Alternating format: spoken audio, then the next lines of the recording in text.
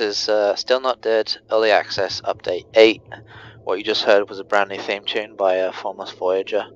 Another big addition is I've added 4 new difficulty skulls. I've also removed the one which meant you didn't start with a gun, because it just wasn't very fun, to be honest. And it kind of locked you into playing a very specific way, which I don't want. Okay, the big thing this update, you'll probably see some small graphical improvements. Hello. There's more gore on the floor, there's atmospheric shadows, and there's a sky. I held off on adding a sky for a long time because I wanted the game to feel quite existential and strange, also kind of lo-fi. But the sky doesn't move, and I feel like it fits. Here's 2 of the new enemies showing up here, by the way. This is the Shadow Man. He's slower than a zombie, so you can choose when to engage him. But when you do kill him, he spits out a bunch of these random projectiles, which can really mess with your day. Here's another one. This is the plant turret.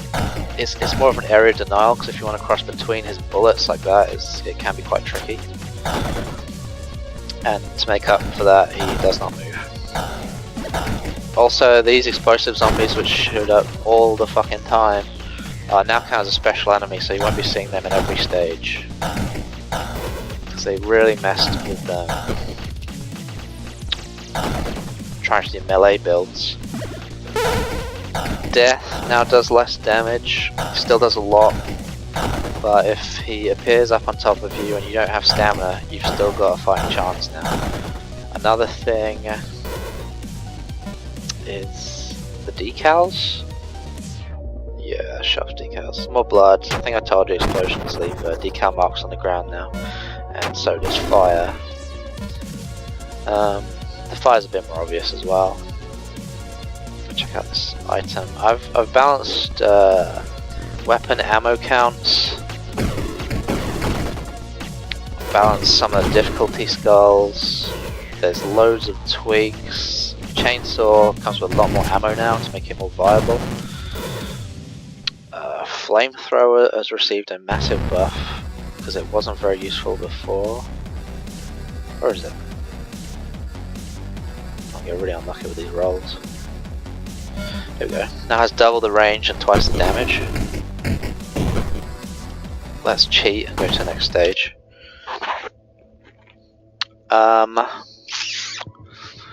I will reveal one of the difficulty skulls is that every curse you get is random, which should change up the game and force you to make decisions to play around that. Drag shells obviously won't fuck up the flamethrower as much now because it has twice as much range, but it does. I've added gib, so if you want to kill enemies they explode. There's a little brain matter piece. There's more blood. We turn some music on here. Oh, it isn't. Let me try and find one of the other enemies I've added. Wow, that drag shells really messes with these cannonballs. This gun's received a bit of a buff. It's more accurate now. I felt like there's no point in it having spread if it already moves so slow. I think you get more stamina now. It takes less stamina to jump. That's pretty cool. Let's see if I can find the mage enemies. Nope, not this stage. In every stage there's 3 special enemies, which is kind of random, kind of controlled. Like this stage you see we'll have the skulls, the explosive zombies,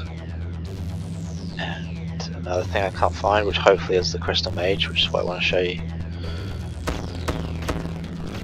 I think I made these bullets slightly slower as well, to compensate for the amount of damage this gun does. Oh no, it's because I've got drag shells, that's why these are so slow. Like I said before, I respond to the forum discussion and feedback in the Steam forums, so discuss the game in there if you want to. I forgot I got nerfed. Wow, my weapon selection here sucks for this. Yeah, so a bunch of new tweaks and such are because of discussion in that forum. Like, the Zero Hero Curse used to be 50-50 chance that when your weapon hit 0 ammo, it would either restock fully or you'd completely lose the weapon. but now it's a 75% chance that you'll lose the weapon. So there's still a benefit and a risk there, but I would say it counts as more of a curse. I'm not seeing the Crystal Mage again. I'm getting very unlucky on these rolls, so... Oh, also Adrenaline, when you buy it you get 20 now, because I really like this item. Let's get us a whole lot of enemies and bring them in here.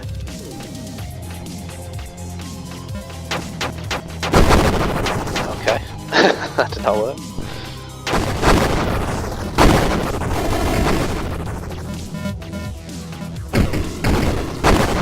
I probably will later on be adding some kind of sandbox mode that you unlock, so you can do this without being the developer. Like, just give yourself whatever weapons you want. You'll see there's a lot more gore and decals. Just make it more noticeable where you've been. Not seeing the third enemy type yet. Let's check it again. Nice thing about these turrets, although they dish out a ton of bullets, is that they don't move, so quite easy to get rid of.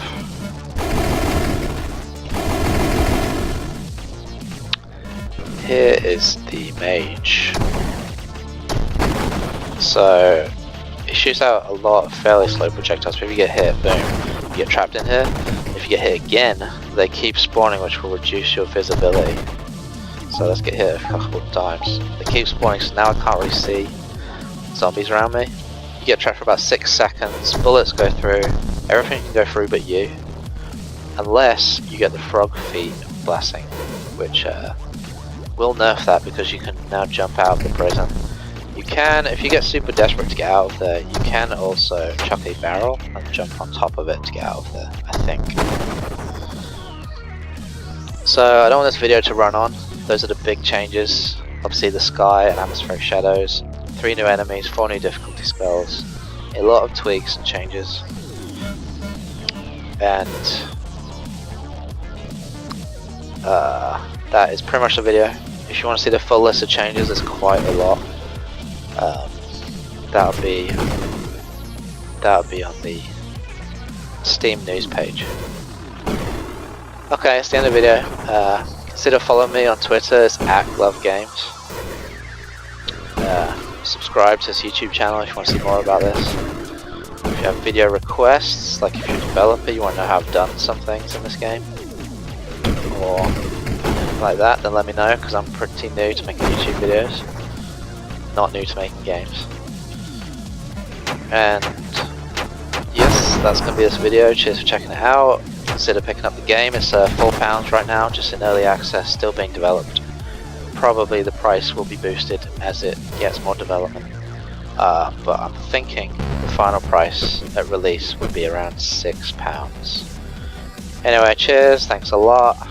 See you later.